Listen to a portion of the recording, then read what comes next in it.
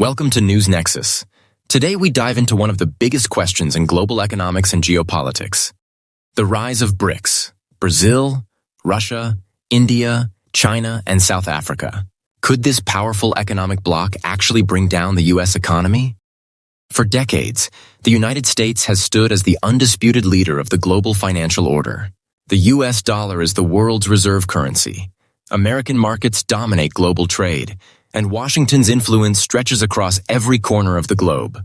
But now, BRICS nations are pushing back, demanding a greater role in reshaping the world economy. So, how strong is this alliance? And is America really at risk of losing its economic crown?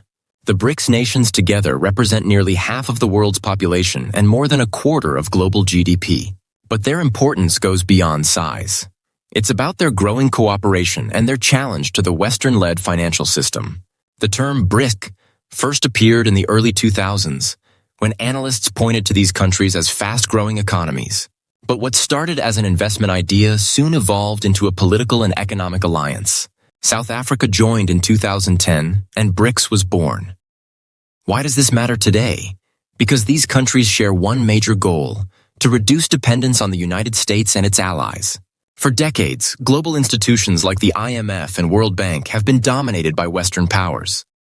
BRICS wants an alternative. That's why they created the new development bank.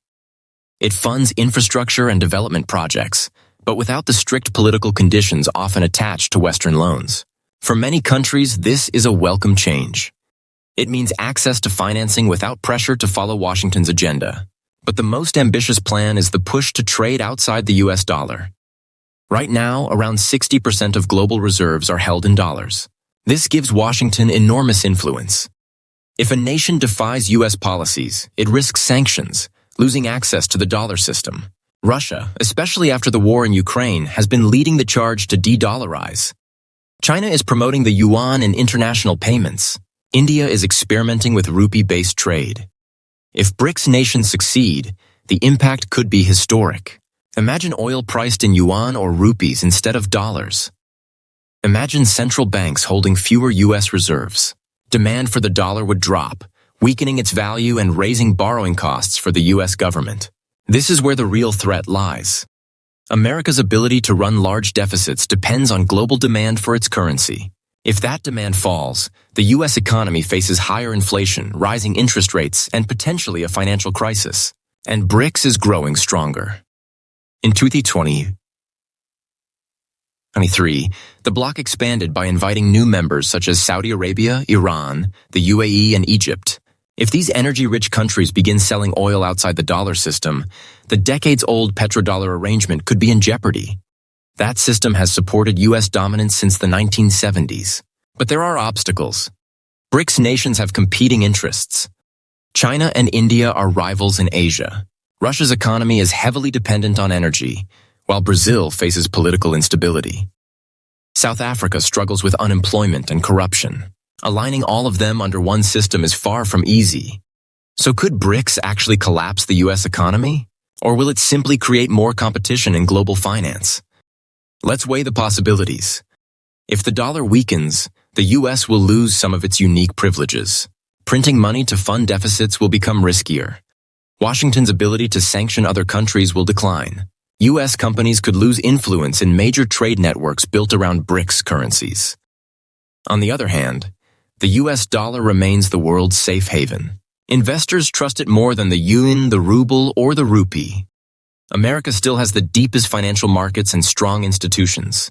Even during global crises, money flows into the U.S., not away from it.